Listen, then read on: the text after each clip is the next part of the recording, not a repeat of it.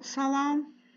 Bugün 8-ci sinif 2-ci hissədən mövzumuz olacaqdır 5.2 həzm sisteminin quruluşu və funksiyaları. Bildiyiniz kimi qəbul etdiyimiz qida maddələri həzm sistemi orqanlarından müxtəlif sürətlə keçir və burada başlıca məqsəd qəbul olunmuş qida maddələrinin həzmini həyata keçirməkdir. Məsələn, qida maddələri qida borusunda 7-9 saniyə ərzində keçərək mədəyə düşür. Mədədə isə təxminən bu proses 4-8 saat davam edir. Həzm sistemində hansı orqanlara aiddir? Bax, bu təsvirdə gördüyünüz qaraciyərdir, mədədir, mədəaltı vəzidir, nazik və yoğun bağırsaqlardır. Bunlar həzm sistemi orqanları hesab olunurlar. Heyvanların həzm sisteminin quruluşu onların yaşayış mühiti, qidalanma üsulu və quruluş səviyyəsindən asılı olaraq müxtəlifliyə malikdir. Belə ki, həzm kanalı, həzm sistemi, həzm kanalı və həzm vəzlərindən təşkil olunubdur. Burada onurğasız heyvanların həzm sisteminin quruluşu haqqında məlumat verilibdir. Ağ planarıdır, askaritdir, soxulcandır, göl ilbizidir. Baxaq, ağ planarda bildiyiniz kimi yastı qurdlara aiddir. Həzm sisteminin son ucu bunlarda kör qutarır, anal dəlik olmur. Ağız vasitəsilə udulan qida qalıqları həzm olunduqdan sonra qida qalıqları yenidən ağız vasitəsilə bədəndən kənarlaşdırılmış, xaric edilmiş olur. Askaritə gəlincə, askaritdə saf qurdlara aiddir. Bunlarda yastı qurdlardan fərqli olaraq həzm sistemində ilk dəfə, bax burada gördüyünüz kimi anal dəlik yaranmışdır. Bax bu anal dəlik ilk dəfə bunlarda yaranıbdır. Həzm sistemi orqanları ağız, udlaq, qida borusu, bağırsaqlardan və qeyd elədik ki, nəhayət anal dəliklə qida qalıqları bədəndən kənarlaşdırılmış olur. Soxulcana gəldikdə isə bildiyiniz kimi həlqəvi qurdlara aiddir. Həzm sisteminin bədənin ön hissəsində ağız yerləşir. Ağız sonra udlağa, udlaqdan sonra isə qida borusu çinadan adlanan hissəyə açılır. Sonra mədə, sonra isə bağırsaq gəlir və nəhayət anal dəliklə qidanın qalıqları bədəndən kənarlaşdırılmış olur və beləliklə bunlar da həzm deməli prosesini həyata keçirmiş olurlar. Göl ilbizinə gəlincə, göl ilbizində də bildiyiniz kimi onurğasızlara aiddir, mollyuskalara aiddir. Həzm sistemində ilk dəfə bunlarda yaşıl rəngdə görünən bu hissə qaraciyərdir. Qaraciyər əmələ gəlmişdir həzm vəzisi olaraq və bununla yanaşı bunlarda ağızda dil və həmçində xitin dişlikli dildir. O qida maddələrini, bitkinin hissəciklərini, yaşıl hissəciklərini qaşovlayaraq onu qəbul edirlər. Sonra isə ağızdan sonra deməli udulaq, udulaqdan sonra qida borusu, sonra isə mədə, nəhayət bağırsaq, anal dəliklə isə qidanın qalıqları bədəndən kənarlaşdırılmış olur. Onurğalılarda həzm kanalı ağız boşluğu, udlaq, qida borusu, mədə və bağırsaqlardan ibarətdir. Burada onurğalı heyvanların həzm sisteminin təsviri verilibdir. Gördüyünüz kimi balıqlardır, suda qurda yaşayanlardır, sürünər, quşlar və məməllər xordallara aid olandır. Bu isə onların həzm sistemlərinin quruluşudur. Hansında hansı hissələr hansıdır, hansı orqanlar hansıdır? Bax bu rənglərə baxmaqla siz hansı orqanın hansı rəngdə verildiyini müəyyən edə bilərsiniz. Baxıb görürük ki, sarı rəngdə olanlar qida borusudur. Görürsünüz, hamısında qida borusu mövcuddur. Sonra mədə mövcuddur. Hamısında bir qədər açıq, bax bu rəngdə gördüyünüz onun mədəsi hesab olunur. Quşlarda isə qida borusunda genişlənmiş hissə çinadan əmələ gəlmişdir. Bax bu çinadan adlanan hissədir. Məməllərdə isə otla qidalanan heyvanlarda çox kameralı mədə yaranmışdır. Sonra bu yaşıl rəngdə göstərilənlər bağırsaqlardır. Nəhayətdə fikir verin, anal dəlik balıqlarda bir də məməllərdə mövcuddur.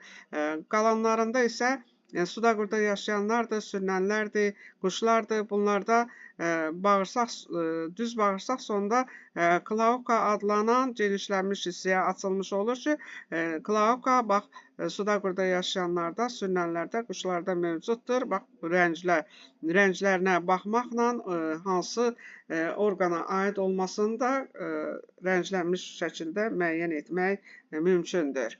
İnsanda elə bil ki, həzm sistemi gördüyünüz kimi ağız boşluğu ilə başlayır. Udlaq, qida borusu, mədə, nazik bağırsaqlar, yoğun bağırsaq, nəhayət düz bağırsaq, anal dəliklə xaricə qida qalıqları verilmiş olur. Ümumiyyətlə, yadda saxlayaq ki, orqanlarımız daxili qatda yerləşən bu orqanlarımızın üzəri sıx birləşdirici toxumadan əmələ gəlmiş qirşanla örtülüdür. Orta qatda isə saya əzələ toxuması mövcuddur. Daxildə isə epiteli toxuması mövcuddur.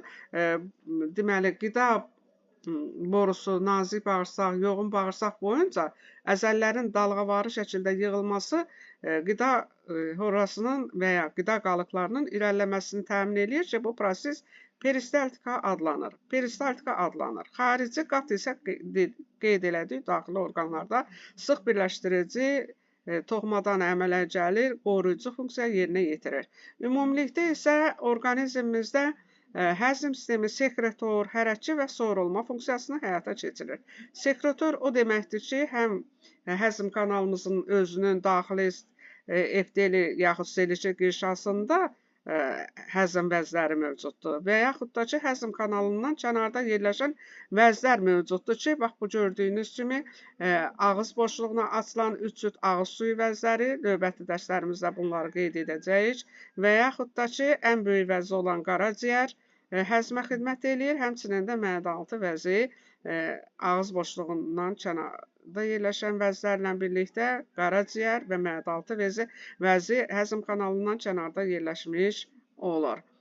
Və bunlar həzm prosesini həyata keçirmək üçün sekret ifrazını həyata keçirirlər. Soyulma isə adətən nazik bağırsaqda və yaxud da nisbətən yoğun bağırsaqda həyata keçirilir. Nazik bağırsaqda həzm olunmuş qida maddələrinin soyulması, yəni qana keçməsi, yaxud da ki, limfiya lipidlərin soyulması ilə nəhayətlənir.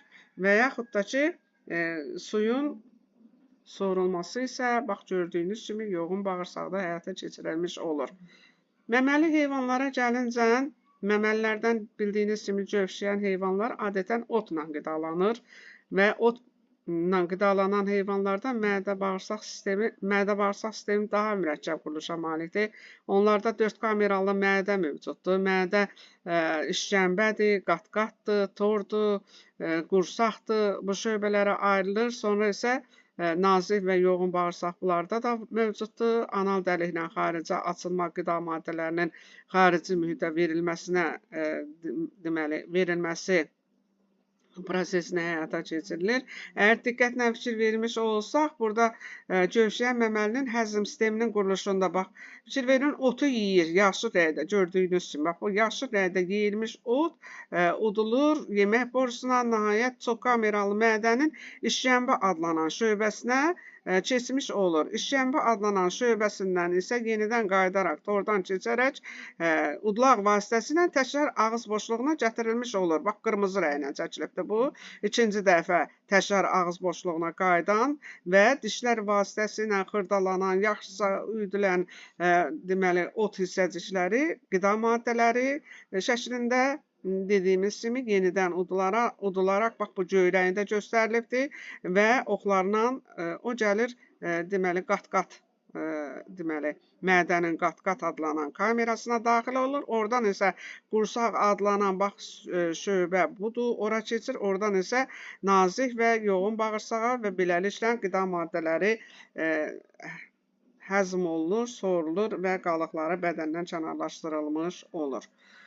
Burada fəaliyyət verilibdir. Baxaq görək fəaliyyətdə nə təsvir olunubdur. Burada soruşulur, deyilir A və B şəkillərində nə təsvir olunmuşdur. A-da gördüyünüz kimi ağız boşluğu bütövlükdə təsvir olunmuşdur. B-də isə alt və üst çənə üzərində olan dişlərlə birlikdə təsvir olunmuşdur. İndi ikinci burada soruşulur ki, cədvəli dəftərinizə çəkin və A şəkildəki 1-dən 7-yə qədər işarələnmiş hissələrin adını, funksiyalarını qeyd edin. Baxırıq bura, şəkillərə. Birinci olacaqdır üst dodaq. Bax, bu üst dodaqdır, birinci.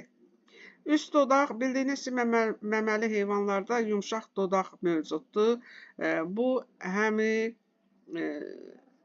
süd vəzindən südün qəbul olunmasına köməklik göstərir və yaxud da ki, ağız boşluğunda, indi burada yetkin fərq verilibdir. Ağız boşluğunda qida horrasının ağızdan tökülməsinin qarşısını almağa xidmət eləyir. Bax, alt və üst dodaqlar funksiyası, deməli, qidanın ağızdan tökülməsinin qarşısını almaqdır. İkincisi isə üst çənənin sümükləridir. Bildiyiniz kimi çənələrdə dişlər yerləşir. Üçüncü dişlərdir. Deməli, dişlər qidanın xırdalanmasına xidmət eləyir. Funksiyası qidanın xırdalanmasıdır. Və bildiyiniz kimi məməlilərdə dişlərin arasında vəzifə bölgüsü gedib, yəni diferensiyasiya eləyibdir, ixtisaslaşıbdır.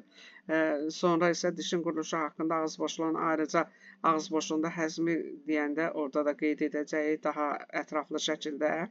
Dördüncü, üst damaq, deməli, ağız boşluğunun üst tərəfdən üst damaq nəhayətləndirilmiş olur. Bu, qidanın ağız boşluğunda qarışdırılmasına köməklik göstərən dillə birlikdə, deməli, qidanın qarışdırılmasına köməklik göstərir.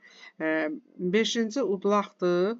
Dilin vasitəsilə isladılmış, yəni topa halına, horra şəklinə salınmış qida udlaq vasitəsilə, bax, 5-də yazılan udlağa ötürülür ki, bununla da qida maddələri udulur.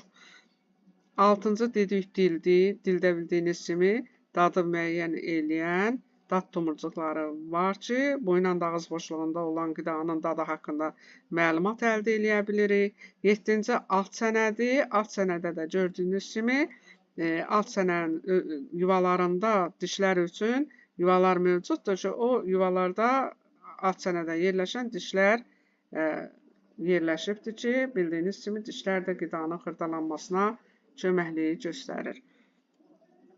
Qalanlarının növbəti dərsimizdə. Bu qədər, sağ olun.